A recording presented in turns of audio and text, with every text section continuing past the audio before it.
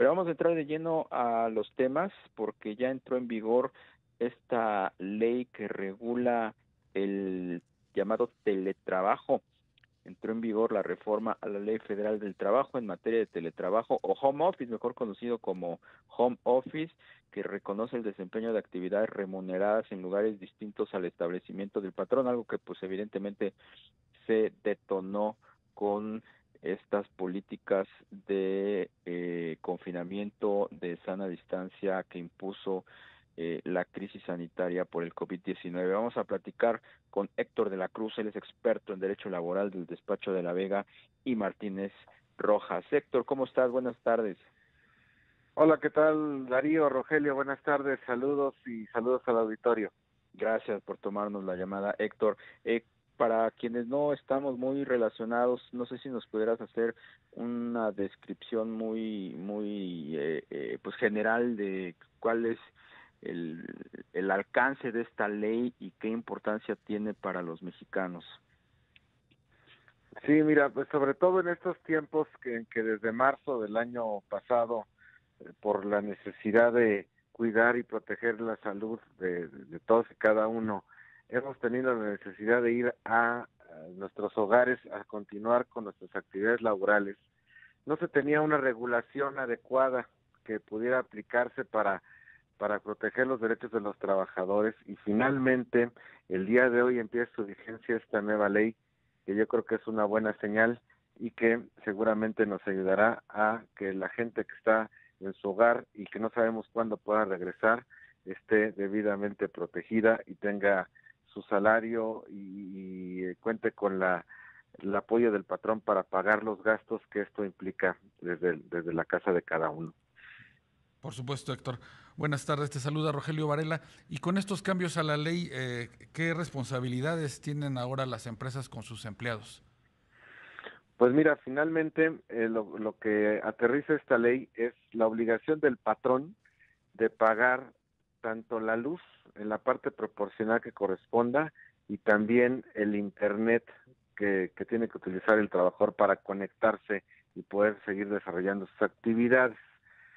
Este gasto al final del día, la ley no dice cómo se debe de calcular, pero nuestra legislación permite que ese pueda ser un acuerdo entre el propio patrón y el trabajador de acuerdo a las necesidades específicas de cada negocio. Lo único es que sí tiene que quedar documentado por escrito para que las dos partes estén seguras y además de eso pues también se obliga al patrón a proporcionar ciertas condiciones básicas como es la silla ergonómica para que el trabajador pues además de que esté cómodo no tenga algún riesgo en su salud física, ¿no? O sea, la ley se limita a temas relacionados con pagos de electricidad y acceso a internet y a una silla ergonómica. Fundamentalmente sí, eventualmente también se prevé que en los próximos 18 meses, es decir, a más tardar en junio del año próximo, la Secretaría del Trabajo deberá expedir una norma oficial mexicana que habla acerca de los posibles riesgos que, que estén relacionados con esta modalidad de trabajo, en la cual también se brindará protección a los trabajadores que están trabajando desde su hogar o el lugar que elijan para que puedan tener acceso a incapacidades o incluso hasta alguna invalidez que pudiera ocasionarse por un riesgo laboral en esa modalidad. Claro. Héctor, se menciona también que, pues, como parte de estos cambios hacia el teletrabajo, pues, la autoridad laboral podrá hacer inspecciones para ver que efectivamente, pues, los trabajadores cuenten con los insumos necesarios. ¿Cómo ves este tema? Sí, es una realidad. A partir del día de hoy, los inspectores del trabajo ya pueden verificar que los patrones estén cumpliendo con sus obligaciones, que dentro de las cuales, pues obviamente lo primero es tener los contratos por escrito en los que se establezcan estas condiciones que platicábamos, que ya esté pactado o incluso ya se esté pagando la parte proporcional de luz y del internet, que el salario que corresponde a estas personas sea igual que aquellos que tienen la modalidad presencial, que no haya discriminación en ese sentido, que estén dados de alta en el Seguro Social, que se les haya proporcionado la silla ergonómica, etcétera, y cualquier incumplimiento a esa norma es sancionable vía una multa que se puede imponer al patrón.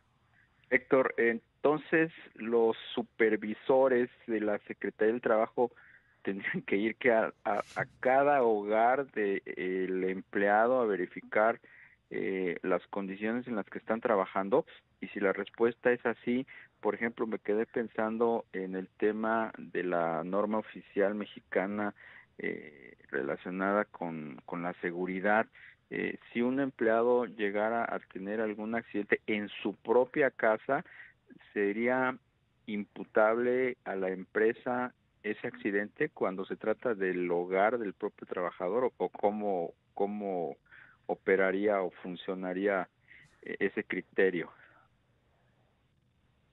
Sí, mira, de entrada no los inspectores no irían a cada hogar a tocar la puerta y preguntarle al trabajador si el patrón está cumpliendo.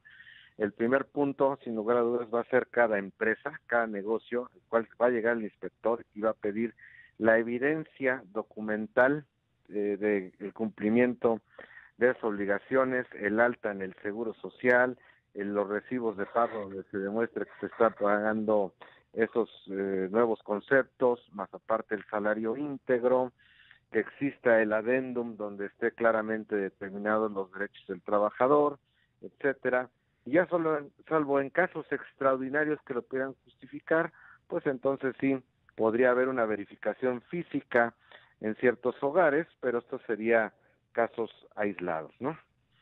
Por el otro lado, en el tema que me preguntabas de los riesgos de trabajo, la ley lo que determina es que para que se califique un riesgo de trabajo debe haber una relación causa-efecto entre el accidente o la enfermedad y el trabajo desarrollado.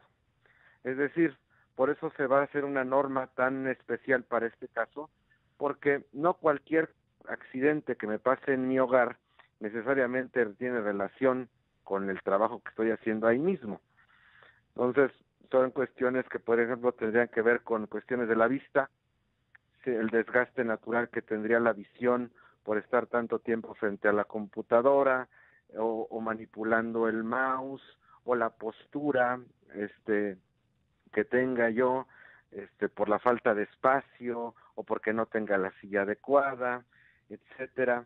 Cuestiones en ese sentido serán las que va a tener que determinar el equipo especializado de médicos en medicina del trabajo, que aterrizarán en la NOM todo lo que se pueda considerar como riesgo, pero guardando esa regla de que tiene que haber una relación con el trabajo contratado. Héctor, con el teletrabajo también hemos visto que se ha ampliado la jornada laboral más allá de las 8 horas. ¿Este cambio a la ley contempla eso en la parte de remuneraciones? Hay un derecho, no en las remuneraciones, pero sí hay un derecho de desconexión. Es decir, el trabajador tendrá una jornada específica, 6, 7, 8 horas las que sean, y una vez terminada esa jornada, tiene el derecho de desconectarse, y también, a su vez, el patrón tiene prohibido solicitarle al trabajador que prolongue su jornada de trabajo más allá de ese momento, ¿no? Salvo en casos que realmente impliquen una urgencia, que pues esté en riesgo la fuente de trabajo, pues ahí se podría prolongar la jornada con el pago correspondiente del tiempo extra. Pero en circunstancias normales, el trabajador, acabada su jornada, se desconecta y ya no contesta mails, ya no contesta llamadas, ya no envía mensajes, y hasta el otro día se vuelve a conectar. Esta nueva ley de teletrabajo, ¿cómo cuadra respecto de otras legislaciones que se están implementando en países como pudieran ser socios comerciales de México? Bueno, olvidemos los socios comerciales. En otras naciones del mundo, ¿cómo está operando el teletrabajo desde el punto de vista laboral, en términos de leyes laborales? Pues mira, como primer comentario te diría que México llega tarde a la legislación en el teletrabajo. Muchos países en Centro y Sudamérica ya tienen legislaciones robustas sobre el tema desde hace mucho tiempo.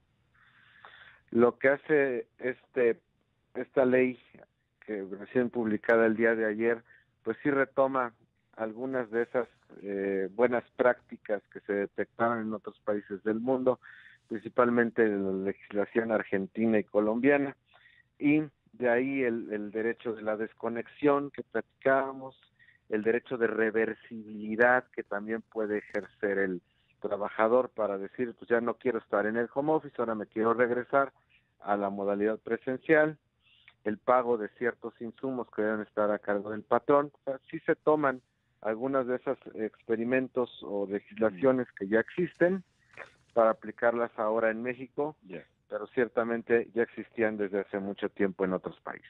Llegamos tarde entonces. Pues Héctor de la Cruz, experto en Derecho Laboral del bufete de La Vega y Martínez Rojas, como siempre te apreciamos mucho tu disposición. Muchísimas gracias, que pases buena tarde.